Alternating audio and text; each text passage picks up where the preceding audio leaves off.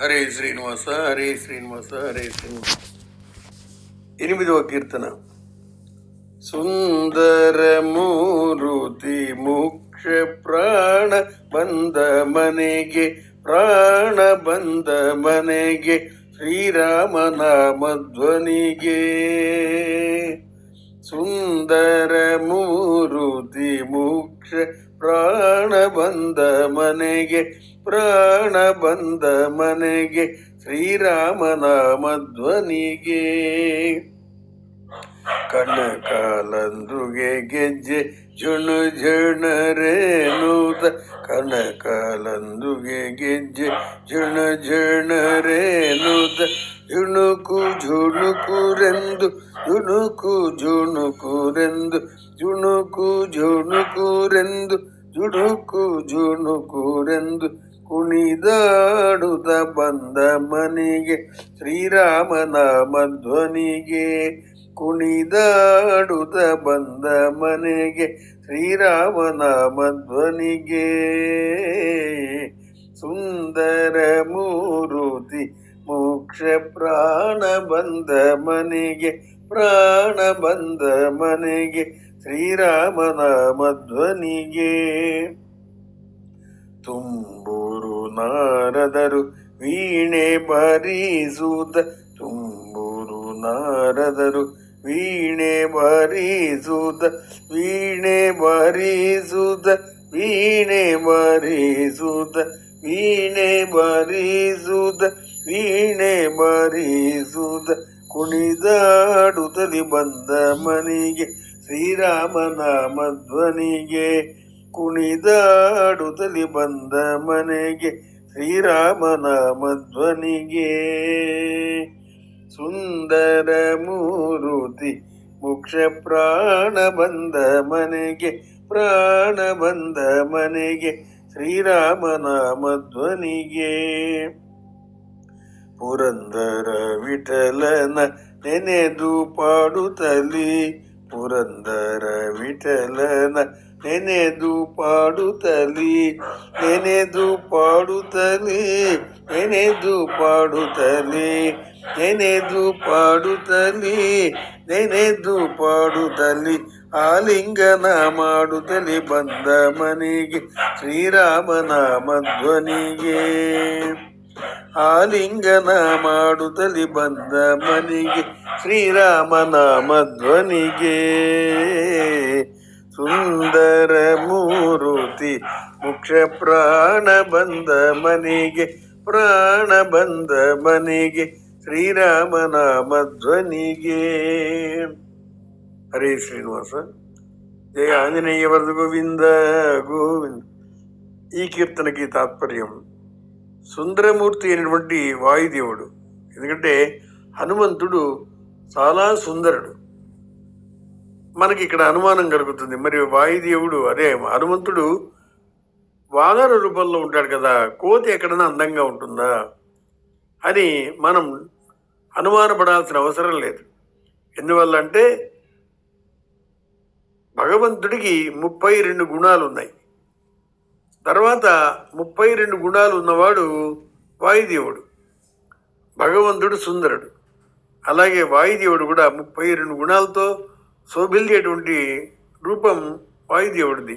అందుకనే వాల్మీకి రామచంద్రమూర్తి బాల్యం జరిగింది బాలకాండని, అయోధ్యానగరంలో తిరిగాడినప్పుడు అయోధ్యకాండని, అరణ్యంలో ప్రవేశించినప్పుడు అరణ్యకాండని, అలాగే కిష్కింద నగరంలో సుగ్రీవుడితో వాడితో సఖ్యం చేసినప్పుడు అది కిష్కిందకాండని, రావణాసుడితో యుద్ధం చేసినప్పుడు యుద్ధకాండని, ఈ విధంగా పేర్లు పెట్టి, అంటే రామచంద్రమూర్తి యొక్క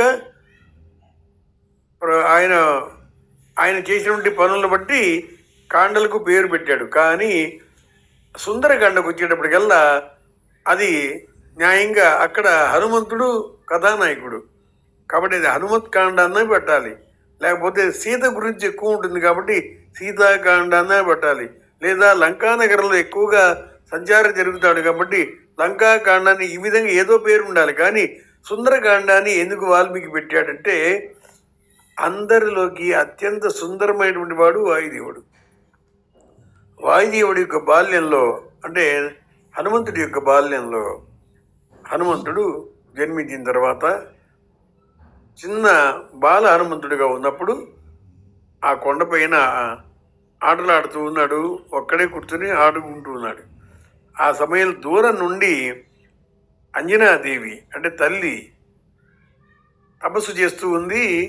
ఒకసారి కళ్ళు తెరిచింది. దూరంగా ఉన్నటువంటి హనుమంతుడిని పిలిచింది. ఏమని పిలిచింది? నాయనా సుందరా, నాయనా సుందరా అని పిలిచింది. ఆ కేక హనుమంతుడికి వినిపించింది. కానీ ఏమని పిలిచింది? సుందరా అని పిలిచింది కాబట్టి తాను సుందరుడు కాదు కదా అని ఆయన మిన్నుకున్నాడు. మాట్లాడలేదు, జవాబు ఇవ్వలేదు. కానీ మళ్ళీ అంజనాదేవి నాయన నిన్నేరా సుందరా అని పిలిచేటప్పటికల్లా అమ్మ నన్ను పిలుస్తున్నావా అని అడిగాడు హనుమంతుడు.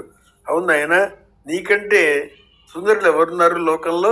ఎందుచేత అంటే ఈ సుందరకాండలో లంకానగరం సుందరమైంది, అశోకవనం సుందరమైంది, సీతమ్మ వారు సుందరమైన రూపం, అలాగే రామచంద్రమూర్తి గురించి ఉంటుంది. రామచంద్రమూర్తి అత్యంత సుందరుడు కనుక, అలాగే హనుమంతుడు సుందరుడు, అలాగే సుందరకాండలో అన్నీ సుందరమే. అందుకనే ఈ కాండకు వాల్మీకి సుందరకాండ అని పేరు పెట్టడం జరిగింది. కాబట్టి అటువంటి కాండకు ముఖ్య కథానాయకుడైనటువంటి హనుమంతుడి యొక్క కీర్తన ఇది. సుందరమూర్తి అయిన వాయుదేవుడు వచ్చాడు మన ఇంటికి. మనగే, మని అంటే ఇల్లు. సుందరమూర్తి ముఖ్యప్రాణ బంద అంటే వచ్చాడు ఎక్కడికి? మనగే, మన ఇంటికి. ఎలా వస్తాడు హనుమంతుడు? వచ్చేటప్పుడు శ్రీరామనామ ధ్వని చేసుకుంటూ వచ్చాడు. ఇది పల్లవి, అనుపల్లవికి అర్థం. ఇక చరణం. కణకాలందుకి గెజ్జే జణరెనుత. ఆయన యొక్క కాలి మువ్వలు, ఆయన నిరంతరము రామధ్యానం చేస్తూ రామభజన చేస్తూ ఉండేటువంటి వాడు కాబట్టి కాలికి ధరించినటువంటి మువ్వలు గణగణగణమని మోగుతుండగా నర్తన చేయుచు శ్రీరామ ధ్వనికి ఆ విధంగా ధ్వని చేస్తూ మన ఇంటికి ఏతించినాడు. అంటే హనుమంతుడు ఎప్పుడొచ్చినా నిరంతరము రామధ్యానం చేసుకుంటూ భజన చేసుకుంటూ ఉంటాడు. చేతిలో 2 చిటికలు ధరించి, మువ్వలు ధరించి, కాలి మువ్వలు ధరించి ఆ విధంగా భజన చేసుకుంటూ మన ఇంటికి వచ్చినాడు. 2వ చరణంలో తుంబురుడు నారదుడు వీణానాదము చేయుచుండగా నర్తన చేయుచు శ్రీరామనామ ధ్వని చేస్తూ మన ఇంటికి వచ్చినాడు. ఇక 3వ చరణం పురందర విఠలుని స్మరించుచుండగా, అంటే పాండురంగుని యొక్క దివ్యనామం, అంటే రామచంద్రమూర్తి యొక్క దివ్యనామం స్మరిస్తూ ఉండగా ఆలింగనం చేస్తూ శ్రీరామనామ ధ్వని చేస్తూ వచ్చి ఉన్నాడు. కాబట్టి రామచంద్రమూర్తి ఆలింగన సౌఖ్యం అందరికీ లభించలేదు. భార్య కాబట్టి సీతమ్మకు లభిస్తుంది, తమ్ములు కాబట్టి లక్ష్మణ భరత శత్రుఘ్నులకు లభిస్తుంది, అలాగే సక్షుడు కాబట్టి, స్నేహితుడు కాబట్టి సుగ్రీవుడికి లభించింది, భక్తుడు కాబట్టి హనుమంతుడికి లభించింది, తర్వాత సేవకుడు కాబట్టి విభీషణుడికి లభించింది.